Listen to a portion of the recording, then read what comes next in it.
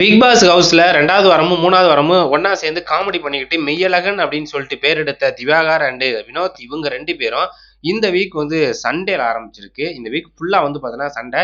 நேத்து வந்து பார்த்தீங்கன்னா எக்ஸ்ட்ரீம் லெவல்ல போயிருந்துச்சு. அந்த அளவுக்கு 2 பேருமே வந்து பிரச்சனை பண்ணிக்கிட்டாங்க. ஒவ்வொருத்தரும் வந்து பார்த்துட்டீங்கன்னா மாத்தி மாத்தி வார்த்தைகள்லாம் விட்டுக்கிட்டாங்க. ஸோ நாயே, பைத்தியக்காரன் அந்த மாதிரிலாம் பேசிக்கிட்டாங்க. இது நேத்தோட முடிஞ்சிரும்னு பார்த்தா, இன்னைக்கு எதுவுமே கண்டென்ட் கிடைக்காத மாதிரி இன்னைக்கும் அந்த சண்டை பிரச்சனையை தான் கொண்டாந்து விட்டுருக்காங்க. அது ஒண்ணும் இல்ல. நம்ம காலைல எந்திரிச்சதும் திவாகர் அவர்கள் ரீல்ஸ் பண்ணுவாரு. டெய்லியும் வந்து ரீல்ஸ் பண்ணுவாரு. ஸோ ரீல்ஸ் பண்றப்பலாம் வந்து கானா வினோத் அவர்கள் வந்து இடையில இருந்துகிட்டோ, இல்ல பின்னாடி இருந்துகிட்டோ ஏதோ ஒரு கவுண்டர் குடுப்பாரு. அது பார்க்கறதுக்கே செம்ம இன்ட்ரஸ்டிங்கா இருக்கும். ஆனா இன்னைக்கு என்ன பண்றாரு அப்படின்னு பார்த்தோம்னா, ஒண்ணும் இல்ல, நீ ரீல்ஸ் பண்றத நான் பார்த்துடுறேன். என்னையே பகைச்சுக்கிட்டல்ல, இன்னைக்கு என்ன பண்றேன்னு பார்த்துரலாம் அப்படின்னு சொல்லிட்டு, நம்ம திவாகர் அவர்கள் வந்து துஷார கூட்டிட்டு போயிட்டு கேமரா முன்னாடி நின்னு ரீல்ஸ் பண்ண ஆரம்பிச்சுட்டாரு.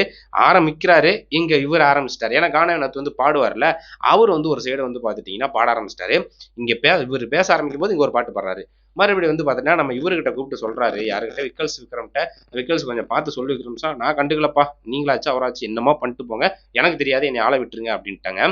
மறுபடியும் இவரு பண்ண போறாரு. சட்டையெல்லாம் கழட்டிட்டு ஏதோ வெறித்தனமா பண்ண வராரு. ஆனா பண்ண விடாம இவரு மலைத்துளி அப்படின்னு சொல்லி அந்த மண்ணில் சங்கமம் அந்த பாட்ட வந்து கானா வினோத் வேகமா பாட ஆரம்பிக்கிறாரு பக்கத்துல இருந்து.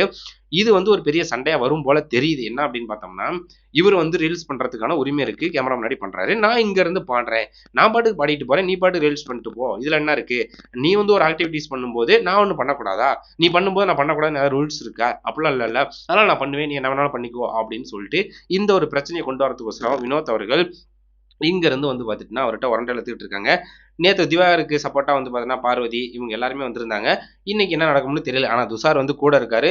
துஷாருக்கும் நம்ம வினோத் அவர்களுக்கும் ஒரு பிரச்சனை வருமா என்னன்னு தெரியல. ஏன்னா வந்து வினோத் வந்து அவர் பாடிக்கிட்டே இருக்கிறனால இவர் ரீல்ஸ் பண்ண முயற்சி பண்ணிட்டே இருக்காரு. ஒரு கட்டத்துக்கு மேல கடுப்பாகி கண்டிப்பா திவாகர் வார்த்தை விடுவாரு. ஸோ வினோத் வந்து இதான் சாகு அப்படின்னு சொல்லிட்டு அத புடிச்சுக்கிட்டு பெரிய லெவல்ல அந்த பிரச்சனைய கொண்டாடுறதுக்கு நினைப்பாரு. அப்படி இருக்கும்போது கூட யார்ப்பா இருந்தா அப்படின்னா துஷாரு. அப்ப துஷார்ட்ட வந்து அவர் எகிறும்போது ஏற்கனவே துஷாருக்கும் கம்ருதீனுக்குமே ஒரு பிரச்சனை நடந்து தள்ளிக்கிட்டு அடிக்கிற ரேஞ்சுக்குலாம் போயிட்டாய்ங்க. அப்படி இருக்கும்போது இங்க வந்து பார்த்துட்டுனா இவரு கானா வினோத்தும் கோவக்காரர். இவரு வாட்டர்மெலன் ஸ்டார் வழக்கம் போல வந்து கத்துவாரு, பிரச்சனை பண்ணுவாரு. பெரும்பாலும் வந்து பார்த்தீங்கன்னா, அந்த கை தொடுறது அந்த மாரிலாம் வைக்க மாட்டாரு. அப்படி இருக்கும்போது துஷார் அவர்கள் அந்த வேலைய ஏற்கனவே கமருதீனோட பார்த்திருக்கும்போது, நான் கமருதீனே பார்த்துட்டேன். நீலாம் என்ன ஒரு ஆளா? அப்படின்னு சொல்லிட்டு இவரு வினோத்துக்கிட்ட வந்து தாண்டுறதுக்கான வாய்ப்புகள் நெறைய இருக்கு.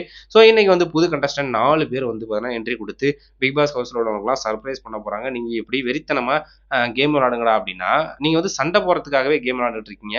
அது வந்து சரிப்பட்டு வராது. நாங்க 4 பேர் உள்ளுக்கு இறங்கியிருக்கோம். ஒவ்வொருத்தரோட முகத்தையும் வந்து அனலைஸ் பண்ணி, நீங்க இப்படிதான் அப்படின்னு உங்க கேரக்டர அனலைஸ் பண்ணி நாங்க வந்து உள்ளுக்கு இறங்குறோம். உங்களுக்கு இனிமே இருக்குடா அப்படின்னு சொல்லிட்டு, அவங்க என்னென்ன சேட்டைகள் பண்ண போறாங்க அப்படின்னு சொல்லிட்டு தெரியல. இதற்கு இடையில வாட்டர்மெலன் ஸ்டார் அவங்கட்ட மாட்டிக்கிட்டு என்ன அசிவிட போறாருன்னு தெரியல.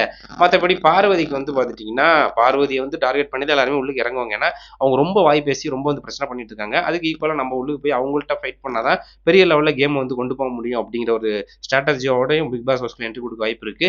வெயிட் பண்ணி பார்ப்போம். இன்னைக்கு என்ன நடக்குதுன்னு.